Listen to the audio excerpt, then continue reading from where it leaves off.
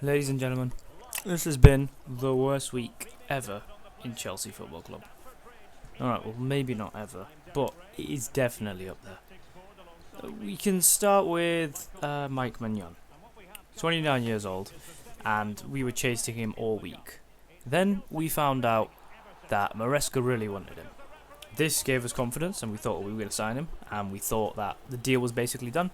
But then Milan being Milan, they kept rejecting our deals, rejecting our offers. To be fair to Milan, we did offer a really low price of, I think it was 12.6 million, according to reports.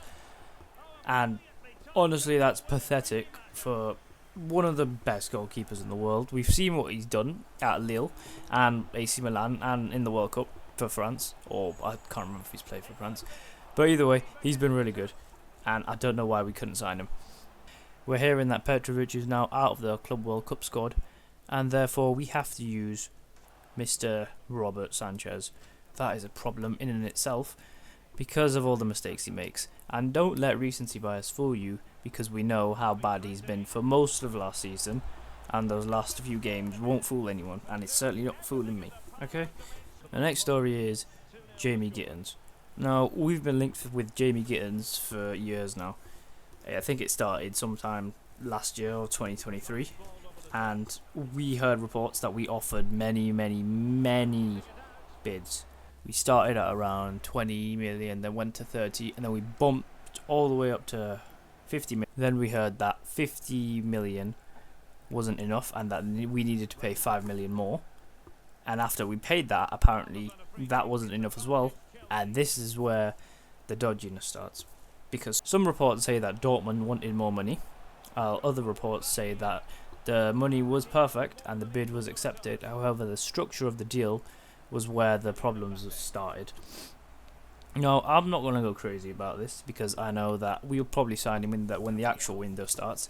And I've seen a lot of Chelsea fans online, mostly on Twitter, going absolutely crazy. Not mentioning any names. I've seen comps of him online, I've seen clips. He's a really good dribbler. He's like maybe a Madueke but with a better end product. And I think he'd be really a good addition to our squad. But then again, I really want us to sign some proper experience, not just kids like we always do. It's really getting annoying. And if we don't really do better next season, if we just stagnate, then we're all going to be a bit angry. Third and final story is something that screws me right to the core. Now, we've heard that Newcastle are in talks to sign goalkeeper James Trafford, but Burnley want more than 30 million. Chelsea are also apparently considering entering the bidding, and they've been tracking him for over a year. That scares me, because we've been tracking him for over a year. Plus, I've seen him, okay? He is interesting, let's just say.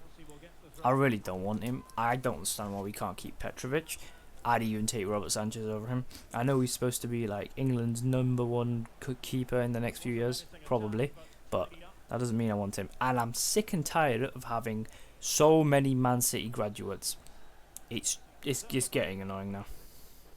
So I pray to God that Newcastle can sign him, because I really don't want him.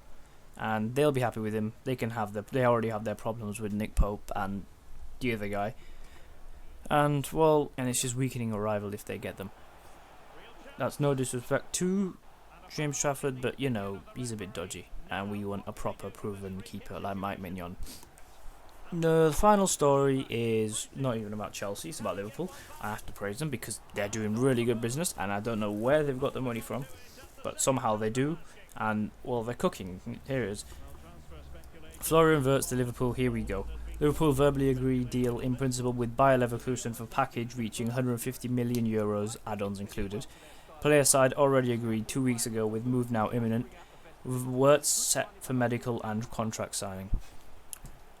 Now the first thing I'm thinking is Caicedo is no longer the British transfer fee record. So Liverpool fans can't hold that over us anymore. Second of all, I'm hearing things such as Cherky's better than him, but to be honest, there's a reason Liverpool have paid this much money for him. I think he's going to be really good, but I think he might take some time to settle in, because the league's a lot harder than the Bundesliga. And of course, I've seen a lot of players, specifically Chelsea players, that have struggled. coming from the Bundesliga to the Premier League. I really want to see his link up with Salah and Gakpo and Diaz and Nunez if he stays.